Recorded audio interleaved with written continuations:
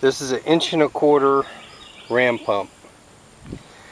What this does is it takes falling water and pumps it vertical under high pressure. So this is an 1.25" shutoff valve. All these nipples are 3 inches long. This is a union to disconnect it to service the pump for any reason. This is a brass swing check valve. This is a spring check valve. This is the pressure chamber, which is going to be filled with this, and what that keeps it from doing is that chamber getting waterlogged.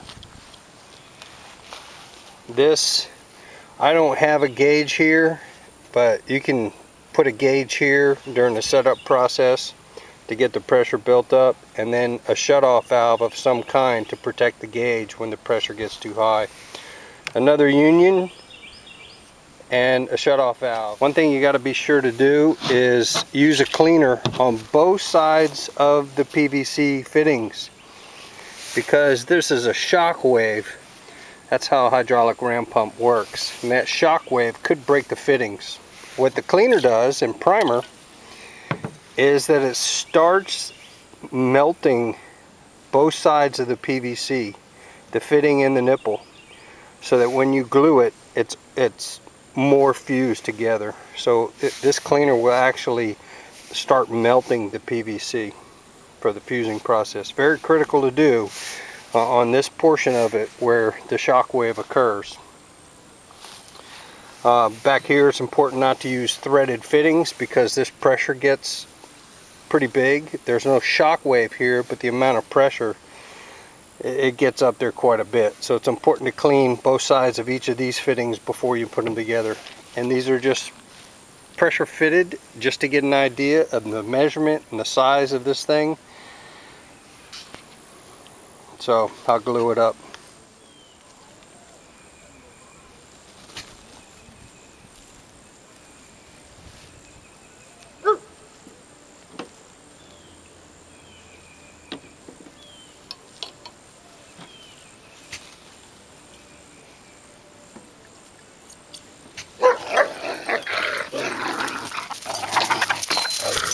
What'd they do? You get into your food or something?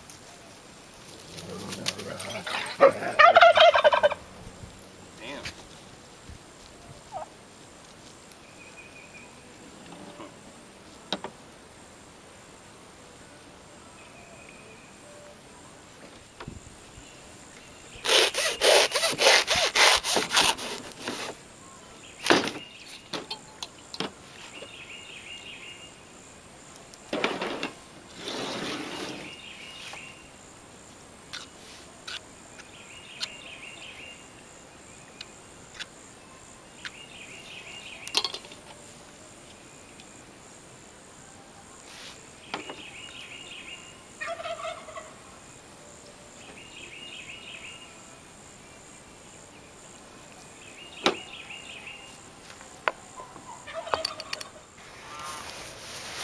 Alright, this is the test run of the hydraulic ram pump. I'm using this IBC tank here that's full of water. It's at about 4 feet, so to give me an idea how it works.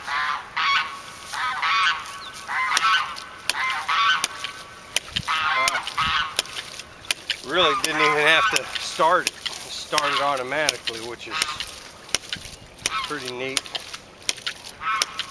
You can tell the vibration is the shock wave that shoots back up that pipe and actually inside the tank.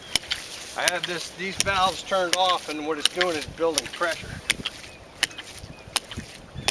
So when it starts slowing down, it's supposed to be a pressure gauge there, but I figured I could do without it. So this vertical column of water, you can tell by the pressure there, it's actually pumping water higher than that tank, and that's the principle of a hydraulic ram pump.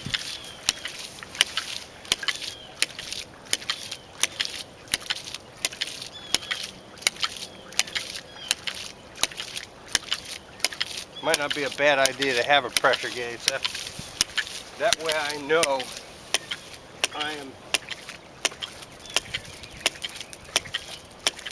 I'm maximizing the efficiency. Alright, here we go, the time test. This is, just so you know, this watch is tap technology. You start it like that, stop it like that. So, alright, here we go.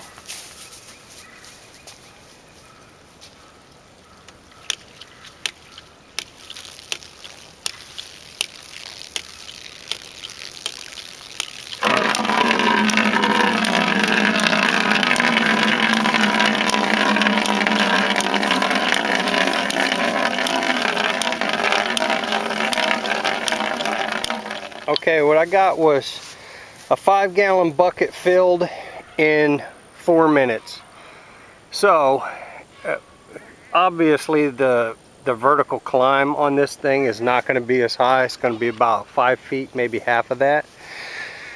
And just the rate of flow now, with that being at, I guess, 10 feet, it's 1,880 gallons a day in a 24-hour period. So with half of that, maybe I'll get anywhere between 3,000 and 4,000 gallons a day of free pumping power from a free creek, and starts automatically.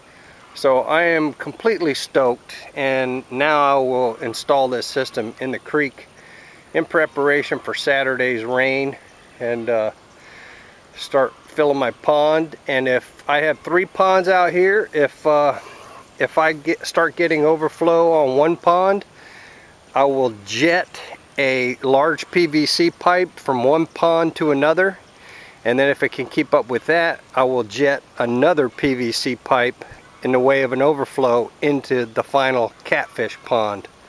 So that's the idea, that's the plan, and like I said, I'm really happy about how this thing works, and the auto start system, you can't pay for that.